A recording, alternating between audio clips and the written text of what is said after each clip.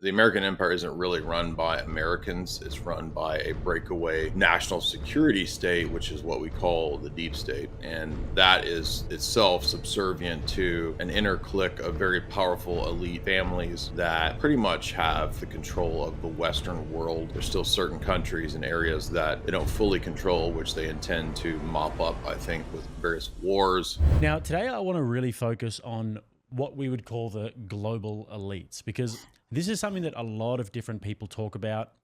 It's a very complicated topic. So I kind of want to go back to the start a little bit and talk about the origins of who these sort of people are, how these sort of groups came about.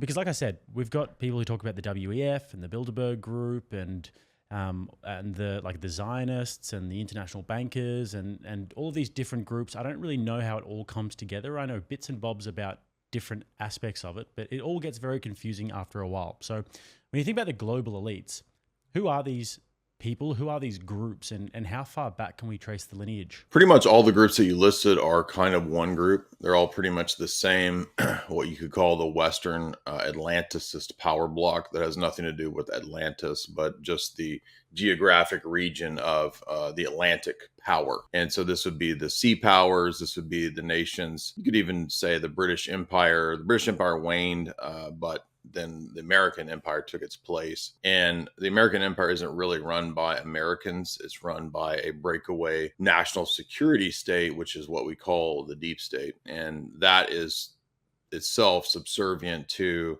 an inner clique of very powerful elite families that pretty much have the control of the Western world. There's still certain countries and areas that they don't fully control, which they intend to mop up, I think, with various wars.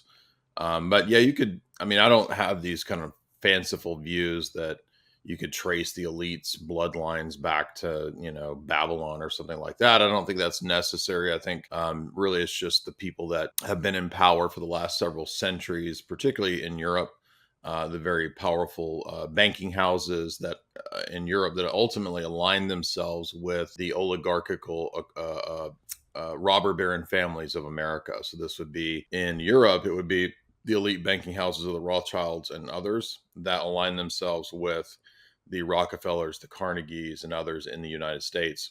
And there's other U.S. based families that are banking families as well. And so for the most part, they're on the same team. And that's who set up British intelligence back at the time of Cecil Rhodes and Lord Milner and others. And then in the U.S., the same structure, the same people of the British roundtable groups, they set up the American intelligence superstructure of the OSS and the CIA. So 1942, 1947 is when they set up that security state. But they already had a lot of power in the United States because the Rockefellers had helped to set up the CFR in the 1920s. And that was modeled on the British Roundtable Group. So really all these are the same power structure. They just have a lot of different arms and steering groups and committees. And they utilize a lot of things like NGOs and foundations and think tanks, more so than like maybe the CIA or something like that. I mean, the CIA is part of all this structure, but the real power, I think, is in like the Ford Foundation, the Soros Foundation. Those are the more powerful entities kind of up there towards the top of the pyramid. And then those are subservient to these really wealthy families and elites. But if you've ever seen that graph that sometimes Alex shows or other people show, it has basically all the people that go to Bilderberg are the same people that go to the CFR, and those are the same people that go to the Trilateral Commission. So it's a lot of overlapping people. So we don't have to, it's sort of a revolving door, they call it. We don't have to know, all of the people in every single entity. And does this society run it or this thing over here? It's more so an open secret of corporate and banking elites that go to the same meetings and steering committees. Right. And one of the things that you do in your videos, which I enjoy, is you will sort of reveal how it is, like you said, an open secret. And a lot of people will call you conspiratorial, and they call me conspiratorial when we talk about these sorts of topics. But these people don't really hide it, do they? No, in fact, let me see if it's accessible, but I might not have brought it down here to where I'm at now. But H.G. Wells wrote a book, and he was one of their propagandists. He wrote a book called The New World Order, and another one called what's it called? I forget the other one, but he's got two books basically admitting that it's an open plan, and he explains what the plan is in those books. And the reason they don't hide it is that they actually think that, well, there's several different ideas as to why. I mean, on one level, the books that they write aren't really written for the masses anyway. You might think, well, but didn't H.G. Wells write books for the masses? Yeah, his science fiction is propaganda for the masses, like Island of Dr. Moreau or Time Machine. Everybody's probably heard of those H.G. Wells stories, but those are written for the masses. But he wrote these other boring geopolitical books that are about how we could have a Fabian socialist world order. That's literally what those books are about. I've lectured through those, and What is he was Fabian again, socialist? huh? What is Fabian socialist? So in the late 1890s, Marxism was popping off, and many of the Marxists in England and in Britain thought that Marxism needed to be reformed because it wasn't accomplishing what they thought it would do. So they thought, for example, Marx thought, for example, that the um, the working class proletariat would rise up and take the means of production. But the working class guys are usually just concerned with beer at a pub and, when is the lunch break and can I have a cigarette? Yeah. They're not really concerned with debating all of these Marxist issues of, means of production and M1, M2, all this stuff that Marxists, the obscure things that Marxists talk about. So there was no worker revolution. So the Fabian socialists thought, well, we like the idea of Marxism, but we're going to need the engine of capitalism if we're going to make this happen. So they actually believed that monopoly capitalism and Marxism could meet together in what they called reform Marxism, or what's called Fabian socialism. And so famous Fabian socialists were people like Beatrice and Sidney Webb, George Bernard Shaw, and some of the British upper power elites, and probably it looks like Rothschild as well. So you have people like Cecil Rhodes, John Ruskin.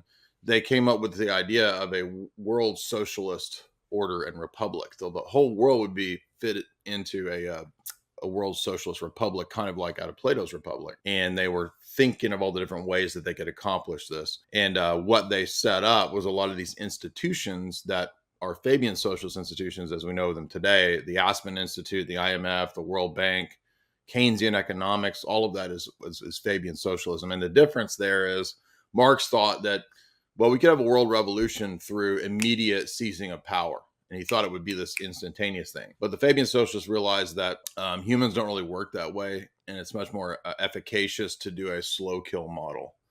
So their symbol is a wolf in sheep's clothing and a turtle, because it's a slow progress. They also pioneered certain things that we know of now. So what sometimes is called cultural Marxism, or like the idea of promoting degeneracy in the arts. The Fabian socialists were doing that in the 1890s. So they were way ahead. Frankfurt School guys, were the Frankfurt School guys, Mark Huser and the likes, are they Fabian socialists? No, they're what happens with them is a weird thing. They are brought to the West at the time of the rise of Tiny Mustache Man. And it's actually the OSS and the CIA that bring a lot of the Frankfurt School people to the US to help fight the Tiny Mustache Men. So it's the American intelligence apparatus that wanted to utilize cultural Marxism. And the weird thing with those guys is that they kind of started out committed Marxists, but they eventually gravitated more into being Nietzschean. If you read something like Dialectic of Enlightenment by Horkheimer and Adorno, they don't really believe in Marxism anymore. I mean, they kind of do, but that book's very conspiratorial. And they were influenced by the World War II and the negative attitudes that people had after World War II. So they weren't really progressive minded people that thought that you could align Marxism with capitalism. But that's the unique approach of the Fabians, and particularly in the UK. And this is where we get people like Tony Blair, even Bill Clinton was influenced by Fabian ideas. In the 1990s. Influenced by these ideas? Huh? How did they get influenced by these ideas, Blair and Clinton? Well, Blair was a member of the Fabian Society. So he's like they went to Oxford together, or like they both went to Oxford, right? Well, those are Fabian institutions. Yeah, exactly. Right. And that's probably where Bill Clinton was, indoctrinated with a lot of this. London School of Economics is a Fabian socialist economics institution. A lot of the professors at Oxford and Cambridge are into this. David Rockefeller was a perfect example of this. He was taught by Harold Lasky, who's a Fabian socialist, and by von Hayek. So he has a libertarian Austrian economics influence and a Fabian socialist influence, which makes perfect sense with all the things that David Rockefeller did, like praising Mao Zedong and all that stuff. Um, so yeah, I mean, this is it's kind of like the operating system of the power elite. Well, even if they're not explicitly into economics and economic theory, it's more of a philosophical approach of the third way is the combining of, I'd say, the worst aspects of capitalism and the worst aspects of communism out of the Cold War. So this really pops off in the 90s when you have, the fall of the wall, the end of the Soviet empire, and then this idea that neoliberal economic theory can take over. I just covered, for example, Jacques Attali's book, Millennium, that he wrote in 1990. And that's important because he's the Kissinger of France. And he was tasked with being the head of the EU bank that would bring the Soviet bloc countries into the EU and into the liberal economic world order. And when you read his stuff, you can tell like none of these people are interested in like Austrian economics or free markets or anything like that. And they're also not committed Marxist or like hardcore Marxists. They're this blended system of a combination of socialism and monopoly capitalism. And that's really what we're going into in the world today. So that's why this is such a important ideology, such a powerful ideology. In fact, I think the Fabians just won in a recent election. They won like several dozen seats in UK elections, I think. So this is not a small matter. It's just a lot of people don't know what this ideology is and how all these when you look at guys like Tony Blair and Bill Clinton, for example, because I can understand like what you're saying about the lineage of it and how capitalism and communism come together and how Marx's revolution didn't take place in the way that they thought with the workers' revolution.